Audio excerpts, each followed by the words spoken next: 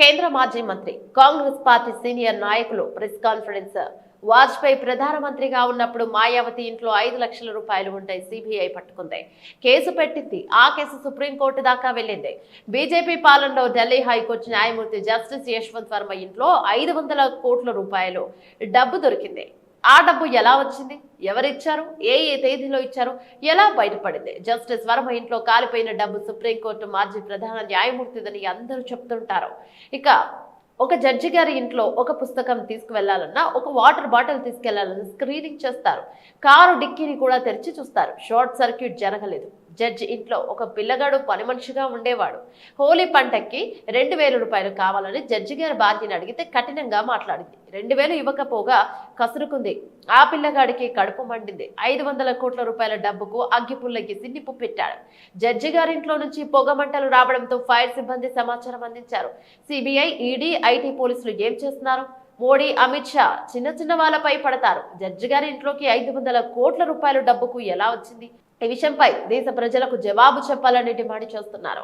మన్ కీ బాత్ లో చెప్తారో లేక ఆల్ ఇండియా రేడియోలో చెప్తారో మీ ఇష్టం. బీజేపీ పాలన, దాడులు, హత్యలు, దేశంలో ఉన్న ఎస్సీ, ఎస్టీ, ఓబీసీ మైనార్టీల పరిస్థితి బాగాలేదు. క్రిస్టియన్లపై దాడులు ఎక్కువైంది. ముస్లింల భూములకు రక్షణ లేదు. పాస్టర్ ప్రవీణ్ ను హత్య చేసి యాక్సిడెంట్ గా మారుస్తున్నారు. ఆయన ఆల్కహాల్ తీసుకున్నట్లు పోస్ట్ మార్టం రిపోర్టులు లేదు. ఒక్క వెస్ట్ బెంగాల్లోనే కాదు, దేశమంతా ముస్లింలు ఆందోళన చేస్తున్నారు.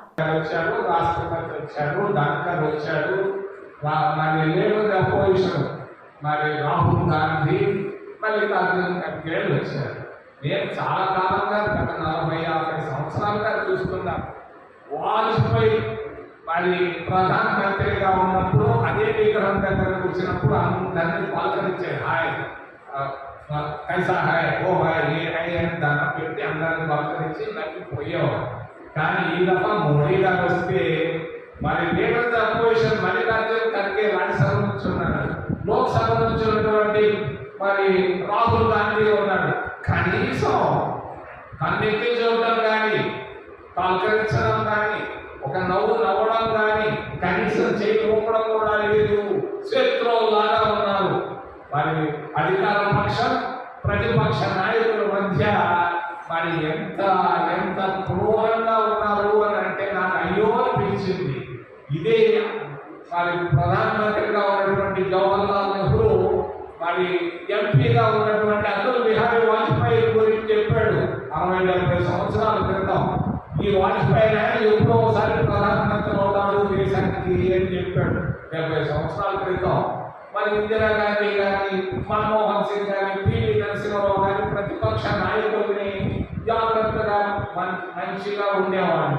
ఈరోజు భారతీయ జనతా పార్టీ నాయకులు మరి ప్రతిపక్ష నాయకుల మధ్య వైరుధ్యం నడుస్తూ ఉంది. ఇది మంచిది కాదు ప్రజాస్వామ్యానికి తెలియజేస్తూ మరి రాహుల్ గాంధీ పైన పెట్టినటువంటి ఈడీ కేసుని నేను ఖండిస్తూ వెంటనే దాన్ని విరమించుకోవాలని కేంద్ర ప్రభుత్వానికి తెలియజేస్తూ చివరిలో వైస్ ప్రెసిడెంట్ డాక్టర్, ఈ డాక్టర్ నాకు చాలా కాలంగా 40 ఏళ్ళుగా తెలుసు.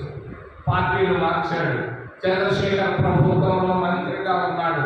మరి మన భారతీయ జనతా పార్టీలో కూర్చాడు. ఏదో పదవి సంపాదించాడు, వైస్ ప్రెసిడెంట్ అయ్యాడు. మరి వైస్ ప్రెసిడెంట్ అయిన తర్వాత హుందాగా ఉండాలి. మరి ఆయన నిన్న ఒక దగ్గర మాట్లాడుతూ ఆయన సుప్రీంకోర్టు జడ్జీల పైన విమర్శలు చేశాడు. మరి జడ్జీల పైన విమర్శ చేయడం అనేది కోర్టు ధిక్కారం కింద వస్తుంది. జడ్జిమెంట్ల పైన మాట్లాడవచ్చు కానీ జడ్జీల పైన మాట్లాడకూడదు. జడ్జి తప్పు చేస్తే డబ్బు అంటే అవినీతి కాబట్టి దాని గురించి మాట్లాడుతున్నాం. దేశ ప్రజలందరూ మాట్లాడుతున్నారు. మరి డంకర్ గారు, వైస్ ప్రెసిడెంట్ గారు స్థాయి పడిపోయింది. ఆ విధంగా ఒక ఎంపీ లాగా ఆయన మాట్లాడడం దారుణం, తప్పని నేను తెలియజేస్తూ ఏదైనా ప్రశ్నలు ఉంటే అడగడానికి మిమ్మల్ని చేతులెత్తి ప్రార్థిస్తున్నాను. సిబిఐ ఏం చేస్తా ఉంది, ఇన్కమ్ ట్యాక్స్ ఏం చేస్తా ఉంది, పోలీసులు ఏం చేస్తున్నారని నేను అడుగుతున్నాను. ముప్పు సూటిగా కేంద్ర ప్రభుత్వాన్ని, ప్రధానమంత్రి గారిని, అమిత్ షా గారిని, మీరు చిన్న వాళ్ళపైన ఎందుకు హైకోర్టు జడ్జి గారిని అక్కడి నుంచి ట్రాన్స్ఫర్ చేస్తే సరిపోతే మరి ట్రాన్స్ఫర్ చేశారు. అక్కడ అలహాబాద్ హైకోర్టులో ప్రధాన న్యాయమూర్తి దొంగ చాటుగా ఆయన చేత ప్రమాణ స్వీకారం చేయించాల్సిన అవసరం ఏముంది? అక్కడ హైకోర్టులో అలహాబాద్ హైకోర్టులో అడ్వకేట్లంతా అడ్డం పడ్డారు. రేపు వద్దురా రావద్దురా అని అడ్డం పడితే కూడా మరి మరి దారుణంగా ఆయన చేత ప్రమాణ స్వీకారం చేయడం, ఇది కేంద్ర ప్రభుత్వానికి ప్రధానమంత్రి గారికి ఇది ఏమి అని నేను అడుగుతున్నాను. డబ్బు ఎవరిది? ఎవరిచ్చారు? ఎందుకు ఇచ్చారు? ఎప్పుడు ఇచ్చారు? ఇవన్నీ దేశ ప్రజలకి 140 కోట్ల మంది ప్రజలకు చెప్పాల్సిన బాధ్యత ప్రధానమంత్రి గారి పైన ఉందని నేను తెలియజేస్తున్నాను. వెంటనే దీనిపైన 24 గంటల్లో ప్రధానమంత్రి మన్ కీ బాత్ లో చెప్తాడు, లేకపోతే ఆల్ ఇండియా రేడియోలో చెప్తాడు, లేకపోతే ఎక్కడ చెప్తాడో తెలియదు. ఆ డబ్బు ఎవరిది, ఎవరు ఇచ్చారు, ఎప్పుడు ఇచ్చారు? మరి 500 కోట్ల రూపాయలు ఒక హైకోర్టు జడ్జిమెంట్లో ఉండగలదా? అన్ని జడ్జిమెంట్లు ఏమి ఇస్తే అంత డబ్బు వస్తుంది? దీనిపైన సమాధానం చెప్పాల్సిన బాధ్యత దేశ ప్రధానమంత్రి గారి పైన ఉందని నేను తెలియజేస్తున్నాను. రెండవ విషయం, దేశంలో ఉన్నటువంటి ఎస్సీలు, ఎస్టీలు, ఓబీసీలు, మైనారిటీలు ఈరోజు దారుసలాంలో ఏం చేస్తున్నారో మీకు తెలుసు. వెస్ట్ బెంగాల్లో ఏ విధంగా ఉన్నారో మీకు తెలుసు. వక్ఫ్ చట్టం పైన సుప్రీంకోర్టు మొట్టికాయలు ఎలా వేసింది కేంద్ర ప్రభుత్వానికి మీరు చూశారు. మైనారిటీల పరిస్థితి అధ్వానంగా ఉంది భారతదేశంలో, ముఖ్యంగా భారతీయ జనతా పార్టీ ఎన్డీఏ ప్రభుత్వంలో. మరి క్రైస్తవుల పరిస్థితి కూడా మరి పాస్టర్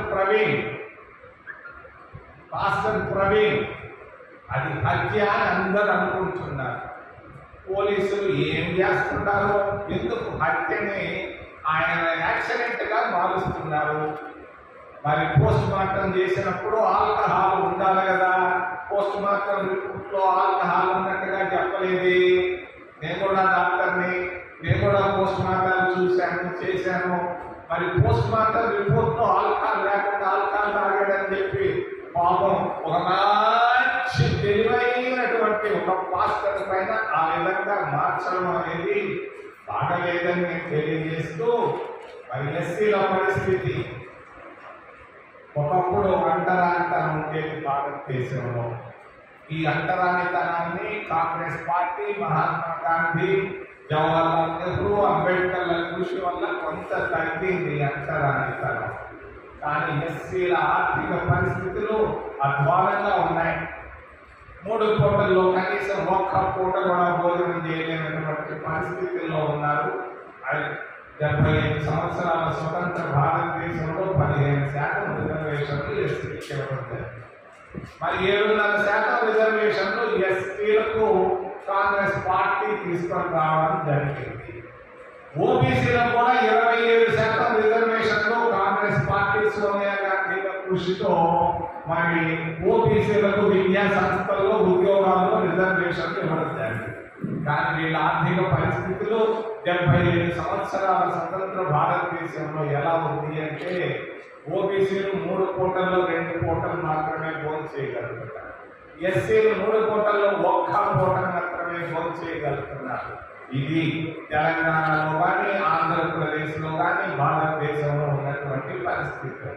కర్ణాటకలో ఎస్సీలకు 24% ప్రభుత్వ కాంట్రాక్టుల్లో రిజర్వేషన్ ఇస్తున్నారు. కర్ణాటకలో కాంగ్రెస్ ప్రభుత్వం ఎస్సీలకు 24% ప్రభుత్వ కాంట్రాక్టుల్లో రిజర్వేషన్ ఇస్తున్నారు. అదేవిధంగా చంద్రబాబు నాయుడు కానీ, రేవంత్ రెడ్డి కూడా చట్టాన్ని వెంటనే రేపు రాబోయే అసెంబ్లీలో పెట్టి ఎస్సీలకు ప్రభుత్వ కాంట్రాక్టుల్లో కర్ణాటక కాంగ్రెస్ ప్రభుత్వం లాగా 24% పనులు ఇవ్వాలని నేను డిమాండ్ చేస్తున్నాను. ఇది కాంగ్రెస్ పార్టీ తరఫున కూడా నేను డిమాండ్ చేస్తున్నాను. ఇది అవసరం. ఆర్థికంగా ఎస్సీలు పైకి రావాల్సిన అవసరం ఉంది. మరి అంతేకాదు, బ్యాంకుల్లో రుణాలు మరి బ్యాంకులో ఉన్నటువంటి రుణాలన్నీ వాళ్ళకి వెళ్ళిపోతున్నాయి, గుజరాత్ వాళ్ళకి వెళ్ళిపోతున్నాయి, మార్వాడీలకు వెళ్ళిపోతున్నాయి. 25% ఉన్నటువంటి ఎస్సీ ఎస్టీలకు ఇస్తున్నటువంటి రిజర్వేషన్లు 1% లోపిస్తున్నారు బ్యాంకుల్లో రుణాలు. మరి బ్యాంకుల్లో కూడా రుణాలు కనీసం ఒక 20% ఉన్న ఎస్సీ ఎస్టీలకు ఇవ్వాలని నేను డిమాండ్ చేస్తున్నాను కాంగ్రెస్ పార్టీ తరఫున. ఎందుకు ఇవ్వదు? ఉన్న డబ్బంతా మార్వాడీలకి గుజరాత్లకు ఇస్తే లక్షల కోట్ల రూపాయలు ఇచ్చేస్తున్నారు. ఇది కరెక్ట్ కాదు. తప్పనిసరిగా ఓబీసీలకు కానీ ఎస్సీలకు కానీ మరి రిజర్వేషన్లు అనే దాన్ని ప్రక్కన పెడదాం. ఆర్థికంగా పైకి వచ్చేదానికి బ్యాంకుల్లో రుణాలు ఇవ్వాలని నేను డిమాండ్ చేస్తున్నాను. అదేవిధంగా ఓబీసీలకు కూడా కర్ణాటక ప్రభుత్వం లాగా 15% ప్రభుత్వ కాంట్రాక్టుల్లో ఇవ్వాలి. మైన్లలో కూడా మరి ఓబీసీలకు ఎస్సీలకు ఎస్టీలకు ఆర్థిక అభివృద్ధి కొరకు ఇవ్వాలని నేను డిమాండ్ చేస్తూ, మూడవ అంశం రాహుల్ గాంధీ ఇందిరాగాంధీ మనవడు, పండిత్ జవహర్లాల్ నెహ్రూ గారి ముని మనవడు, రాజీవ్ గాంధీ గారి కుమారుడు. మరి ఆయన పైన ఈడీ కేసు పెట్టడం దుర్మార్గం, అన్యాయం, అక్రమం. దాన్ని ఖండిస్తున్నా. ನಾನು ఇన్కమ్ ట్యాక్స్ ఆఫీసర్ల కారణం 4 అంశాలు. ఒకటి, ఢిల్లీ రాజధాని నగరంలో జడ్జి గారింట్లో 500 కోట్ల రూపాయల డబ్బు. రెండవది, భారతదేశంలో తెలంగాణలో ఎస్సీ ఎస్టీ ఓబీసీ మైనారిటీల పరిస్థితులు. మూడవది, ఇందిరాగాంధీ మనవడు రాహుల్ గాంధీ గారి పైన ఈడీ కేసు. నాలుగవది, వైస్ ప్రెసిడెంట్ ధన్కర్ సుప్రీంకోర్టు పైన మాట్లాడటం.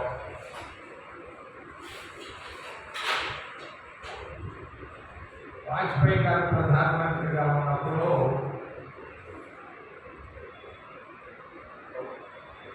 మాయావతి ఇంట్లో 5 లక్షల రూపాయల నోట్లు ఉన్నాయి. సిబిఐ రైడ్ చేశారు, 5 లక్షలు పట్టుకున్నారు. వెంటనే ఆ పైన సిబిఐ కేసు పెట్టారు. ఆ కేసు సుప్రీంకోర్టు దాకా నడిచింది. మరి హైకోర్టు న్యాయమూర్తి, ఢిల్లీ హైకోర్టు న్యాయమూర్తి యశ్వంత్ వర్మ ఇంట్లో 500 కోట్ల రూపాయల డబ్బు దొరికింది. ఎలా దొరికింది?